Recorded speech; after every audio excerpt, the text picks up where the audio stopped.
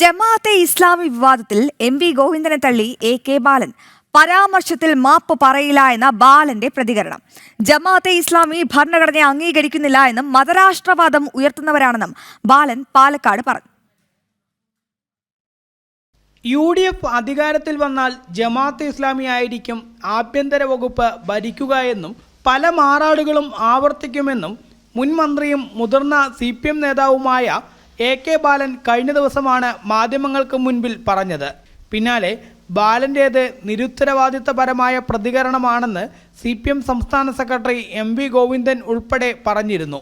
എന്നാൽ ഗോവിന്ദനെ തള്ളിയാണ് വീണ്ടും എ.കെ. ബാലൻ രംഗത്തെത്തിയിരിക്കുന്നത്. ജമാഅത്തെ ഇസ്ലാമിയുടെ വക്കീൽ നോട്ടീസ് ലഭിച്ചുവെന്നും എന്നാൽ താൻ മാപ്പ് പറയില്ലെന്നും തൻ്റെ കയ്യിൽ നിന്ന് ചില്ലിക്കാശ് ജമാഅത്തെ ഇസ്ലാമിക്ക് ലഭിക്കില്ലെന്നും ബാലൻ പറഞ്ഞു. ജമാഅത്തെ ഇസ്ലാമി ഭരണഘടനയെയും മതനിരപേക്ഷതയെയും അംഗീകരിക്കുന്നുണ്ടോ? മതരാഷ്ട്ര നിലപാടാണോ ജമാഅത്തെ ഇസ്ലാമിക്ക് ഉള്ളത് എന്ന് ബാലൻ ചോദിച്ചു. വക്കീൽ നോട്ടീസിൽ സൂചിപ്പിച്ചിട്ടുള്ളത് 1 കോടി രൂപ കോമ്പൻസേഷനാണ്, പിന്നെ നിരുപാധിക മാപ്പും, പിന്നെ അനുബന്ധ ചെലവും. അപ്പോൾ ആദ്യമായിട്ട് ഞാൻ പറയുക, അതൊന്നും കൊടുക്കാൻ എനിക്ക് മനസ്സില്ല.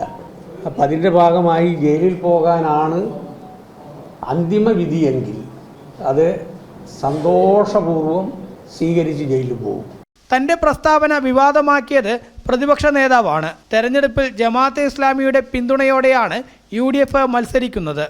ഏത് കക്ഷിയും അധികാരത്തിൽ വരുന്നത് വർഗീയ കക്ഷിയുടെ സഹായത്തിലാണെങ്കിൽ ആ കക്ഷി ഭരണത്തെ സ്വാധീനിക്കും, ആഭ്യന്തര വകുപ്പിനെ നിയന്ത്രിക്കും.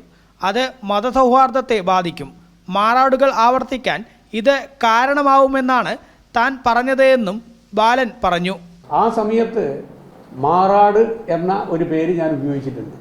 അത് ഞാൻ പറഞ്ഞത് ഇങ്ങനെയായിരുന്നു: ഏത് കക്ഷിയും അധികാരത്തിൽ വരുന്നത് വർഗീയ ശക്തികളുടെ സഹായത്തോടു കൂടിയിട്ടാണെങ്കിൽ ആ വർഗീയ ശക്തികൾ ഗവൺമെൻറ്റിനെ നിയന്ത്രിക്കും.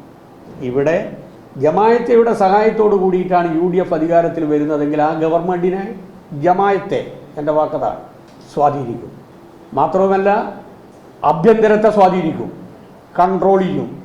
ജമായത്തെ ഭരിക്കുമെന്നോ ജമായത്തെ ആഭ്യന്തര വകുപ്പ് കൈകാര്യം ചെയ്യുമെന്നോ അല്ലെങ്കിൽ UDF അധികാരത്തിൽ വരുമെന്നൊന്നും ഞാൻ പറഞ്ഞിട്ടില്ല. താൻ ജനിച്ചത് നാദാപുരത്താണെന്ന് പറഞ്ഞ എ.കെ. ബാലൻ മുസ്ലിം പ്രഭാഷണങ്ങൾ കേൾക്കാറുണ്ടെന്നും ഖുർആൻ തനിക്ക് ഇഷ്ടപ്പെട്ട ഗ്രന്ഥമാണെന്നും വാർത്താസമ്മേളനത്തിനിടെ ഖുർആൻ ഉയർത്തി പറഞ്ഞു.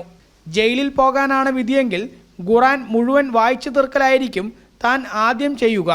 രാജ്യത്തിൻ്റെ പരമാധികാരത്തിനെതിരെ പ്രവർത്തിക്കുന്ന സംഘടനയെ കൂട്ടുപിടിച്ച് UDF മുന്നോട്ട് പോയി ഒരു സർക്കാർ ഉണ്ടായാൽ അത് കേരളത്തിൻ്റെ നാശമാവുമെന്നും എ.കെ. ബാലൻ പ്രതികരിച്ചു. ജനം, പാലക്കാട്.